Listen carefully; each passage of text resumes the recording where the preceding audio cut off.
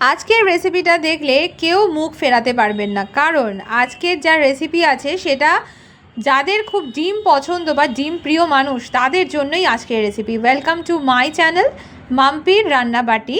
আমার চ্যানেলে আমার সকল বন্ধুদের গুরুজনদের ওয়ার্ম ওয়েলকাম এবং সুস্বাগতম জানিয়ে আজকের রেসিপিটা শুরু করছি। এখানে সেদ্ধ ডিম নিয়েছি 4টে, পেঁয়াজ কুচি আছে আদা 1 ইঞ্চি মাপের 3 থেকে 4টে, রসুন 7 থেকে 8টা নিয়েছি, কাঁচা লঙ্কা কুচি, ধনেপাতা কুচি আর মটরশুঁটি নিয়ে নিয়েছি।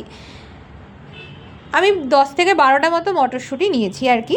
তো প্রথমে সর্ষের তেলটা ভালো করে গরম হতে হবে, তারপরে ডিমগুলোকে নুন হলুদ মাখিয়ে এই যে যখন তেলে ছাড়বো আমাদের কাজই হচ্ছে কিন্তু খুন্তি দিয়ে এরকম করে ফুটো করে দেওয়া। যত আপনি এইভাবে করে দিতে পারবেন তত কিন্তু গায়ে ডিমটা ছিটবে না।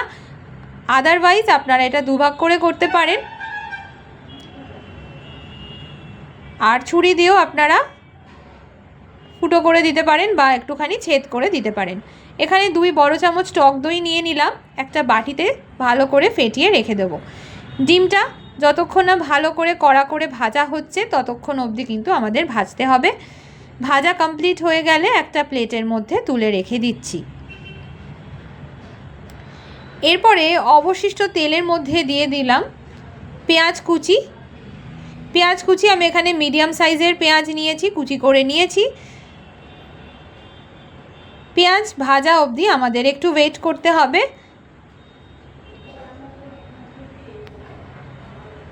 পেঁয়াজটা ভালো করে লাল হয়ে গেলে, এভাবে যখন লাল হয়ে যাবে তারপরে বাকি যে আদা রসুন বাটা আছে, কাঁচা লঙ্কা আদা রসুন বাটার যে পেস্টটা ছিল সেটা দিয়ে দিলাম।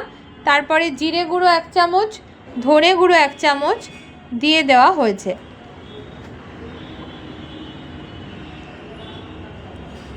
আর এখানে দিয়ে দিচ্ছি লঙ্কার গুঁড়ো। ভালো করে এটাকে কষিয়ে নিতে হবে। তারপরে নুন দেওয়া হয়েছে, নুন দেওয়ার পরে কিন্তু অবশ্যই সামান্য একটু চিনি দিয়ে দেবেন, 1/2 চামচ মতো। আর এখানে 2 বড় চামচ যে টক দই আমি ফেটিয়ে রেখেছিলাম তো সেটাও দিয়ে দিলাম। এটা কিন্তু ঘরে পাতা টক দই। ঘরে পাতা টক দই হলে কিন্তু দারুণ একটা টেস্ট আসে। অবশ্যই এই টক দই পাতার রেসিপিটাও আমি আপনাদের সাথে শেয়ার করে নেব, কারণ আমাদের বাড়িতে ঘরে পাতা টক দই ইউজ করা হয়, বাইরে থেকে খুব কমই আমরা কিনে খাই।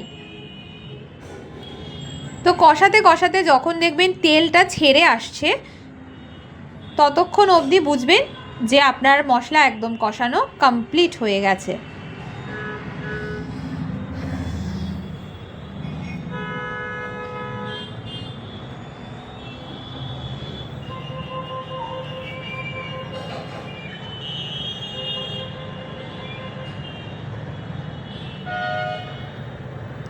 দেখুন মশলাটা কিন্তু আমার ভালো করেই কষিয়ে ফেলেছি, কষানো হয়ে গেছে। এরপরে আমি এর মধ্যে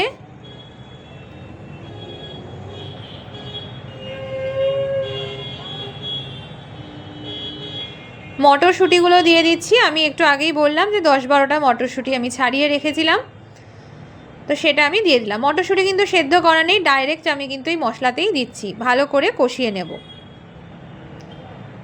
তারপরে চেরা কাঁচা লঙ্কা 2টো দিয়ে দিয়েছি, আর মশলা ধোয়া জল 1/2 কাপ মতো দিয়ে দিতে হবে।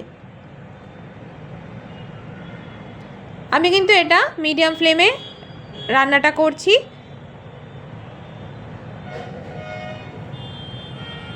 হাফ কাপের বেশি জল দেওয়ার দরকার নেই, আমি 1/2 কাপ মতো জল এখানে ইউজ করেছি। জলটা একটু ফুটতে শুরু করলেই এর মধ্যে ভেজে রাখা ডিমগুলো দিয়ে দেব। ব্যাস, এবার কিন্তু যাতে সুন্দরভাবে তেলটা দাঁড়ায়, এর আগেও আমি টিপসটা দিয়েছি, তার জন্য একদম আমাদের ফ্লেম লো করে দিতে হবে, তবে কিন্তু এত সুন্দর একটা রেসিপি তৈরি হয়ে যাবে। ব্যাস, ওপর থেকে ধনেপাতা কুচি ছড়িয়ে পরিবেশন করুন ডিমের এই দুর্দান্ত রেসিপি। আশা করি খুব ভালো লেগেছে আপনাদের রেসিপিটা। সবাই ভালো থাকবেন, সুস্থ থাকবেন। আসবো নতুন